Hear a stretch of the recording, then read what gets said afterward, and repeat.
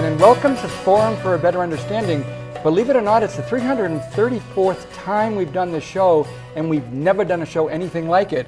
From the opening sounds, you're saying, Jim, I love that Aramaic. That's really good. You should use that more often. You know, these two ladies are going to tell us why we should be using Aramaic more often, because they've been studying this language. Oh, what language is it?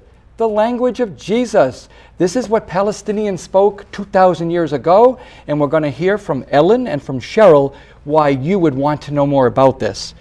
My first guest to my left is Ellen Bush, who is a longtime student of Dr. Neil Douglas Klotz, who is an international Aramaic scholar.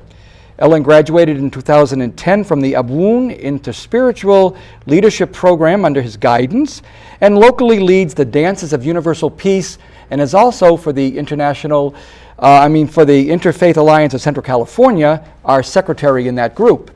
And across from me would be Cheryl Beaver Peterson, a member of the Taizé prayer community, which she coordinates here in Fresno for the ecumenical Taizé community prayers here in Fresno. I wonder if Ellen could begin by telling us what it means. The topic is Awakening to the Aramaic Jesus. How does one awaken, and who is this Aramaic Jesus? Well, thank you, Jim, for hosting this forum on Awakening to the Aramaic Jesus, Jesus in his own words. Over 2,000 years ago, Jesus spoke to his listeners in their native tongue, Aramaic. When we awaken to the Aramaic Jesus, we experience his words as originally spoken.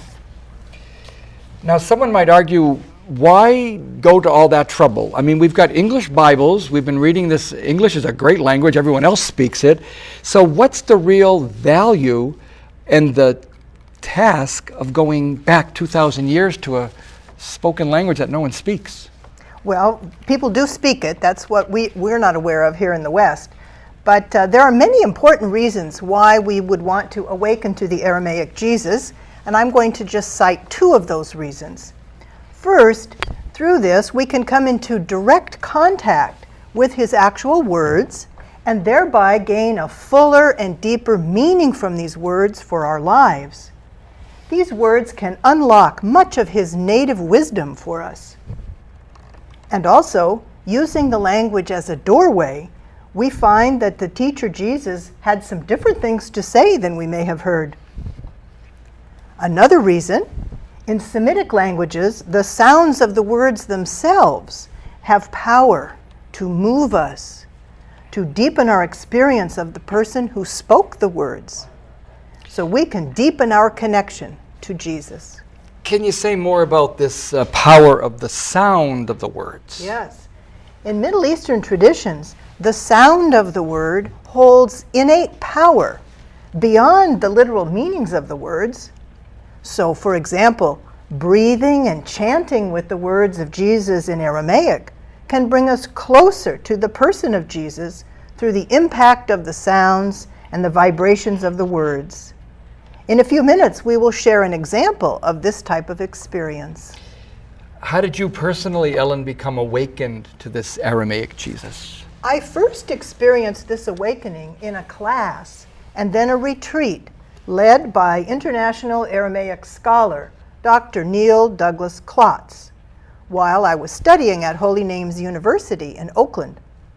Dr. Klotz has been working for 30 years on translations of the words of Jesus direct from Aramaic to English, as well as chants from many of these teachings.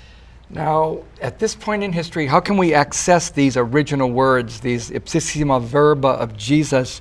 How do we even approximate getting to them? Well, Dr. Klotz has done the scholarly work, so we can follow in his seminal book, The Prayers of the Cosmos. He has built on previous Aramaic scholars, and his book that you're seeing on the screen there is a good place to start. Here we find multiple definitions for each line of the Lord's Prayer, as well as the Beatitudes found in the Gospel of Matthew. There are also musical settings for each of the phrases, which enable us to chant and breathe with the actual words in Aramaic. How did the scholar, Dr. Klotz, actually come up with the particular translations that he would have agreed on from the multiple possibilities. Yes, well, first of all, he has been studying the language for many years. He actually learned it. He can read the script and write it. And he goes about his work in a prayer and meditation sort of approach. In addition to the definitions and the dictionaries and the lexicons, he does a lot of praying and meditating over the words, studies the roots, and then comes up with multiple translations. Now, what's this thing about there's a translation of a word that we're used to, but then you're going to tell us, I think, about a transliteration which works for certain languages. Yes. Well, that's what we're seeing on the screen now. Transliteration is the rendering of the script in our alphabet. And then from the translation has to do with the meanings. So we can also access this through the transliterations that he provides us, where we can read it in our alphabet. How is this Aramaic so different as a Semitic language to the European or Western languages that we're conversant with? Yes. Well, it's a root and pattern language. That would be one of the main differences. So in each case, he studies the root of the word, and then it's almost more like spokes going out from a root, all the possible shades of meaning and levels of meaning. In traditional translation, translators had to make more of a choice, and sometimes that can be limiting. We might refer to the works of St. John of the Cross as an example, and you might hear people say, well, you have to really read it in the original Spanish to really get it. In this case, though, from the work of Dr. Klotz, going right to the original with the prayer and meditation and doing multi-layered translation, we really have more of an opening to the original. You know, I think our viewers could appreciate this point you just made, the importance of doing something in its original. Those of you who are Spanish speakers originally, you know that in English it is not the same, it's a different way to express yourself. Can you give an example then, Ellen, of the power of the original Aramaic as opposed to what we're more used to in our translations? Yes. I'd like to start with the Lord's Prayer. We call it the Aramaic prayer, and we're seeing it on the screen. This is the original script, and you would be reading it from right to left. All right? That's without the transliteration. That's the original script. And we're going to take a few moments now to go to the first line in the transliteration. So the first line reads, as we see now in our alphabet, Abun Debashamaya. Abun Debashamaya. Now, following in Prayers of the Cosmos, after this transliteration, we have several translations. And I'll give two of those possible ones. Here's one. O thou, the breathing life of all, creator of the shimmering sound that touches us. Another possible translation is, Father, Mother, who births unity, you vibrate life into form in each instant. Now, I've got to admit, and you're going to have to help us here, that's a lot different than Our Father who art in heaven. And yet, you're saying this is the Aramaic root of that prayer that we think we know. Yes. Clarify even the differences and why they're significant. Yes. Well, as Dr. Klotz explains in his book, Prayers of the Cosmos, which we're seeing on the screen now, I'll quote from his introduction. Most of the translations that have come through the West that we're familiar with come through Greek, a language that differs greatly, and then filtered through Western languages after that. Unlike Greek, the original Aramaic presents a fluid and holistic view of the cosmos. The arbitrary borders found in Greek between mind, body, and spirit fall away. Now, one thing that I notice about these translations, the word sound is very relevant.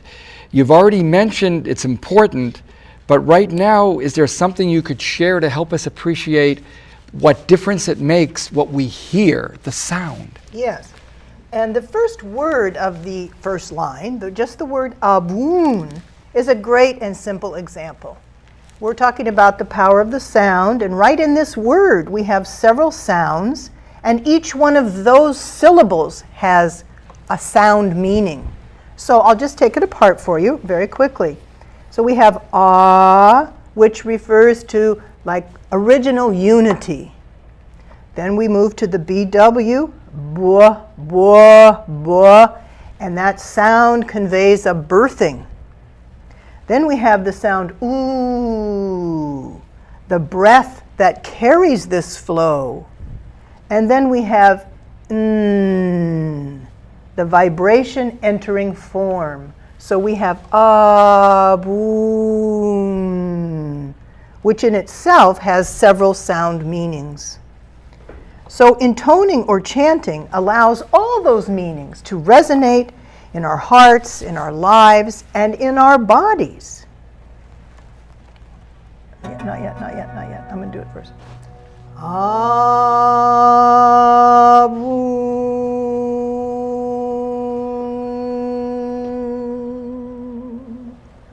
Aboon.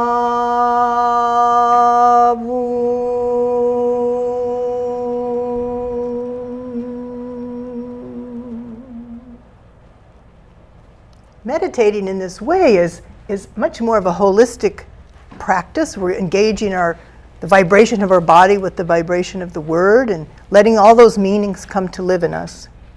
Then there's that second word, as if it weren't enough with the aboon. Yes. Can you introduce us to that second Yes. and then maybe put them together for us? Yes. The second word is dvashamaya. And this completes this motion of divine creation.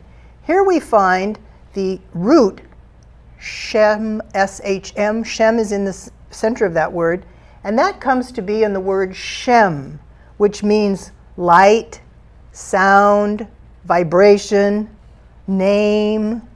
So the word Shemaya points to the universe as the recognizable vibration of Aboon. Unity extends to the farthest reaches of the universe at this moment, in this breath, and then in the next breath, and then in the next breath. So if you don't mind, I'd like to sing the two words together. Thank you. And then we'll have our break right after Ellen and Cheryl lead us in a chant in the original Aramaic, which Jesus probably knew it better than even they do. Yes. Abunde Bashemaya,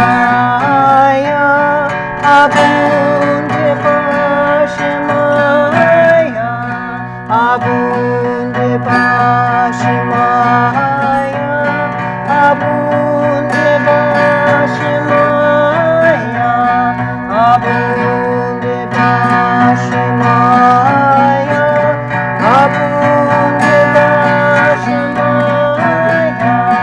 Abunde Bashemaya, Abunde Bashemaya, Abunde Bashemaya, Abunde Bashemaya, Abunde Bashemaya. Thank you very much, Cheryl and Errol. We are so glad that Ellen and Cheryl were able to model the opening line of the Lord's Prayer. We'll be back in a minute, and we'll hear from Ellen a little about how this has touched her personally in her prayer life. Stay tuned. For over 25 years, KNXT has been serving the people of the San Joaquin Valley with good family television that's just not available anywhere else. It's important for you, the viewer, to help support this valuable tool of ministry. KNXT needs to continue to grow and bring you important programming about your faith. But sometimes it's hard to stop and find the time. Make it easy. Go to knxt.tv and find out how easy it is to support your Catholic television station, KNXT TV. You know, I'm really hoping you enjoyed that first half of our program today. We're trying something very different. We're not going back to the language of Jesus, which was, some people think it's like Latin. That's why the church is so big on Latin. No, that's not old enough. We're going back to Aramaic, the language that Jesus spoke as a young man and as a faithful Jew of the time. I have a special guest now who hasn't really weighed in yet. Ellen, could you tell us why it is that what we did in the first half of the show speaks so much to you and your own personal commitment to learning Aramaic, praying Aramaic, and learning that type of a spirituality? Okay. In order to do that, I just want to say that I have been studying and praying in Aramaic for about 10 years, and I have attended the sessions with Ellen. She offers what we call the Aboon Circle. And then I use the works of Neil Douglas Klotz. He has a whole body of CDs and books that are so valuable, and I use those in my daily prayer. And the part of the study and prayer that touches me the most are the body prayers. Neil has body prayers after almost every one of his sessions, and this is what brings the Aramaic and the meaning deeply, I believe, into my life, into the universe. Body prayers are those that pay attention to the physical body. They focus on one's breathing and on feeling the sound of Jesus' words, on that vibration that's there from the Aramaic words. I would like to introduce to you the first body prayer from Original Prayer. And has moved me very deeply these past days. And then I will share what happens to me in that prayer. The body prayer is called Breathing with Aboon. Breathing with Aboon allows us to enter our own creativity and potential, says Neil.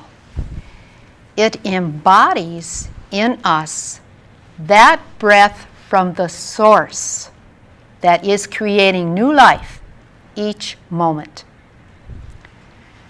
So here is the body prayer, and I invite any of you who would like to join me in it. First, we tune into the breath. Breathe easily and naturally. Become aware of how we inhale and exhale. Ordinarily, I close my eyes. So if you like to do that, you may. I put one hand very lightly over the middle of my chest so I can feel my breath rise and fall. I may be able also to feel my heartbeat.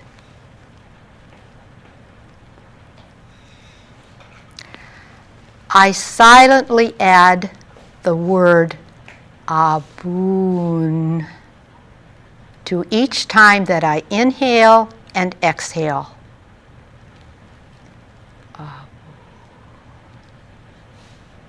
Exhale, Aboon. Inhale, Aboon. Exhale. And I notice how the feeling of the sound comes into harmony with my breathing and my heartbeat. There is harmony if I let it be. Tune in.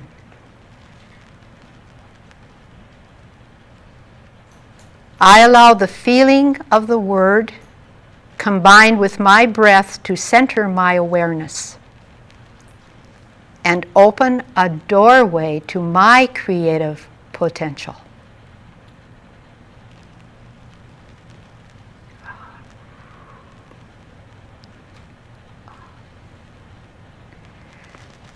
This is our own experience of the original blessing that was there before time began. Using Aboon in this way, I can affirm my own creative potential. Life is creating itself through me in this moment.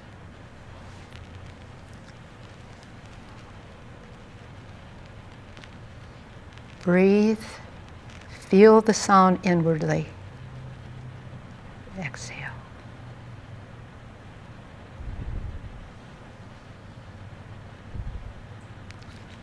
For a quiet moment now, just leave go of the word and remember the presence.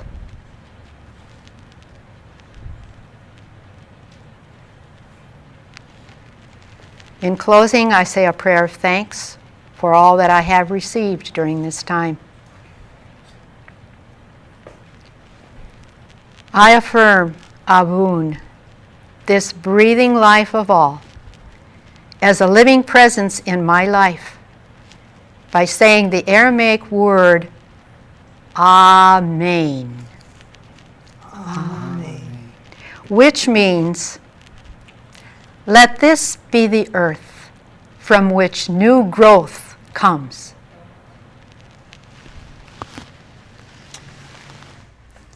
That's the prayer.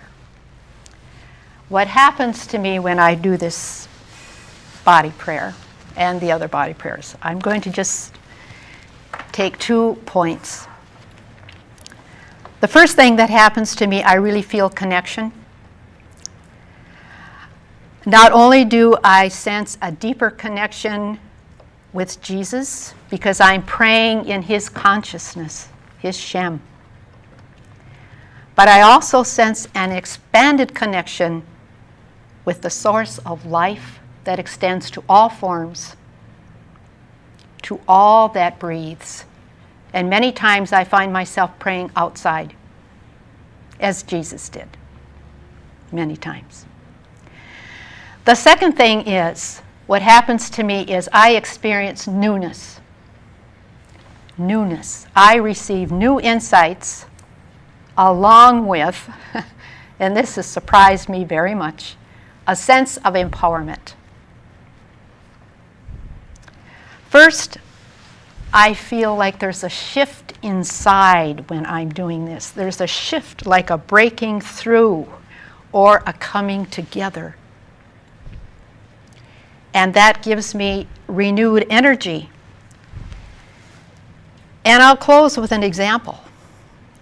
Last evening at Taizé prayer, during the time of silence, I sat there breathing with Abun.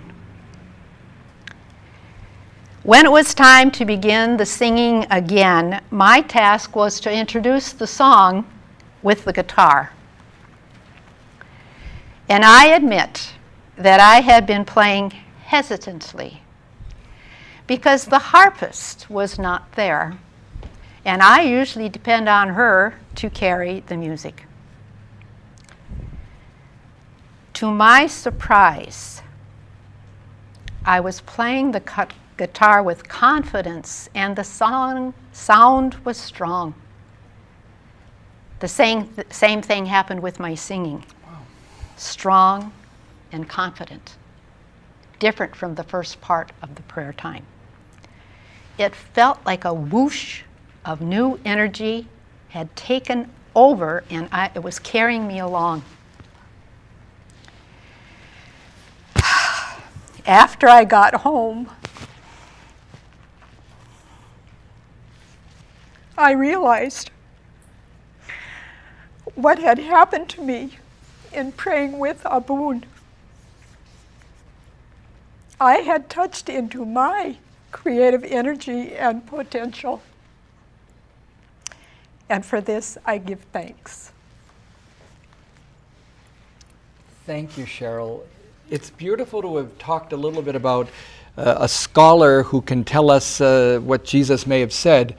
To hear someone share a prayer experience that we can all identify with, those who go to Taizé prayer or not, but those who go to any church, synagogue, or mosque, those who pray in the silence of their rooms or in their hearts, to be touched by a form of prayer. Thank you for sharing that, Cheryl, very much. We have about 3 minutes, so we're going to have a brief thought from Ellen about another concept, but briefly put, we always say, "Thy kingdom come." Well, that's us. Jesus said it differently, and tell us the depth of the difference between thy kingdom come and the concept of Malkuta and what it really means. Yes. Well, the third line of the Lord's Prayer centers on another important word that has been sometimes misunderstood. And I'd just like to read one short paragraph from a wonderful new book co-authored by the internationally renowned theologian from Brazil, Leonardo Boff, and a collaborator from Canada, Mark Hathaway. This is the book called The Tao of Liberation. And I'll quote just a paragraph from that book about the third line of the prayer. No idea is more central to the life and teaching of Jesus than the reign of God or the kingdom of heaven. The problem is that those translations sound so static, and really Malkutah talks about the empowering vision of leaders of clans, and in our own personal life, the empowering vision to say, I can to life. So that's what the word really means. And what's interesting, it would go along very nicely with Cheryl's personal experience of coming out of a prayer feeling empowered and not feeling depressed. Yes. I was talking to someone the other day, and it's amazing how some people latch on to scriptures or readings that actually are not life-giving, but rather leading them to wonder in their old age, what's left? And what am I going to get after this, Jim? I think if we could pray this type of prayer that comes to us as the ladies have presented, our whole spirituality could be uplifted and upgraded, and we could have a much more positive Eastern approach to our prayer than what might come down to us actually as a tired old form of ritual that we're tired of ourselves.